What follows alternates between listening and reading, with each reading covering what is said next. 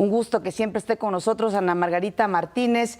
Ella es subdirectora de Análisis e Investigación del Centro de Estudios Internacionales Gilberto Bosques del Senado. ¿Cómo estás? Hola, muy bien, gracias, buenos días. Bienvenida, Margarita, un placer tenerte con nosotros. ¿Y cuál será el tema de análisis del día de hoy? Bueno, hoy les traigo el tema de la composición y el funcionamiento de la Suprema Corte de Estados Unidos. Justo hoy el centro estará publicando una nota de coyuntura al respecto. Hemos estado realizando esta investigación por algunos días, algunas semanas, y bueno, nos pareció muy relevante analizarla porque las cortes y los tribunales federales van a ser uno de los actores principales en esta nueva administración del presidente Trump, como acabamos de ver hace unos días, pues el famoso veto musulmán pudo ser de alguna manera contenido gracias al fallo de 3 diferentes cortes. Entonces, bueno, desde el centro estamos analizando la Corte Suprema, que al final de cuentas, si las cortes inferiores llegan a tener alguna duda o alguna cuestión, los casos terminan en la Suprema Corte. Creo que también es importante destacar que, bueno, el Tribunal Máximo de la Nación estadounidense no recibe cualquier caso. Generalmente puede recibir en un periodo de sesión que va de octubre a octubre de un año al otro, entre 6,000 8,000 casos, y solamente toman alrededor de 80. Entonces será interesante, por ejemplo, Trump, que salió a decir que los veremos en la corte, ¿no? Que ya había pasado por su debido proceso, pues se arriesgaría bastante en enviar su caso a la Suprema Corte, porque los jueces tienden a recibir casos en donde hay alguna duda sobre cómo interpretar la Constitución. Y si ya tienes tres fallos de diferentes distritos, uno en Washington, uno en Nueva York, uno de un distrito, de un circuito de distrito, pues la Suprema Corte tal vez ni siquiera se anime a revisar el caso, por ejemplo, del veto musulmán. Claro.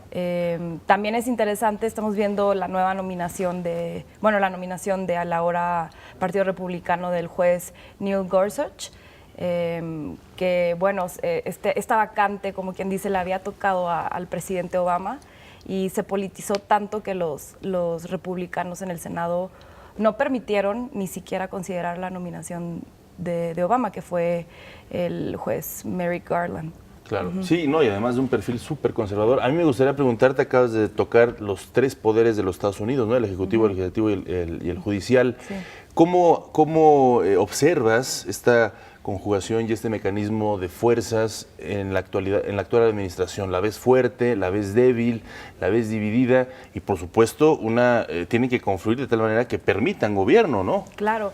Bueno, lo interesante de la Suprema Corte es que esta institución emana desde la Constitución de 1789, y donde los padres fundadores de Estados Unidos le dan la facultad de ser la Corte Suprema, obviamente de la mano del Ejecutivo y del Legislativo, pero a través de los años la Suprema Corte ha podido tener cierta independencia, por más que tengas, obviamente los jueces que han nominado las diferentes administraciones, pues tienen una ideología parecida al presidente que los nomina, ¿no? En este caso, la composición actualmente son 4 liberales y 4 conservadores.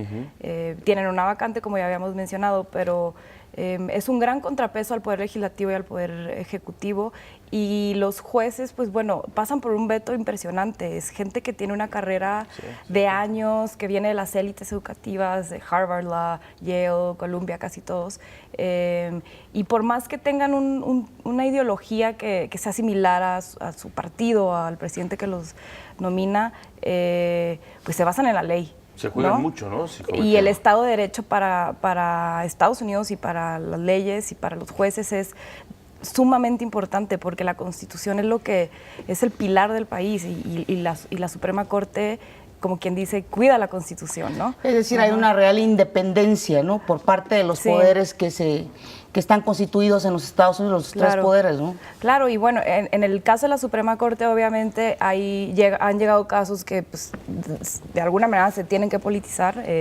cuestiones como los derechos de la comunidad LGBT, de la comunidad afroamericana, de la comunidad migrante. Pero algunas veces, por ejemplo, el juez Kennedy que es como que quien dice el comodín, que se mueve en el él fue nominado por un presidente republicano, pero en ocasiones vota con los liberales. Pues aceptan que la ley es como es y votan con los liberales. O, por ejemplo, el presidente de la Corte, el Chief Justice Roberts, ha sorprendido en algunos fallos. Salvó en 2 ocasiones a la ley de salud del presidente Obama. Votó con los liberales. Brevemente, nada más para puntualizar esto, además del veto migratorio, ¿qué otro tema podría caer en manos de la Suprema Corte? Bueno, temas y de interés para México que pueden caer y que, por ejemplo, ya han caído en la Suprema Corte, cuestiones de pena de muerte, de migración. DACA y DAPA llegaron a la Suprema Corte y se regresó porque quedó 4-4. Entonces el fallo del último juez de distrito fue el que quedó. Y otras cuestiones también puede ser, por ejemplo, la jueza Ginsburg, que es conocida como de las más liberales en la corte, en el tribunal, mencionó que a ella le encantaría tocar el tema del colegio electoral. Pero pues claro, eso es muy difícil no creo que llegue, y especialmente ahorita que ya se va a volver otra vez una corte 5-4 conservadores contra liberales.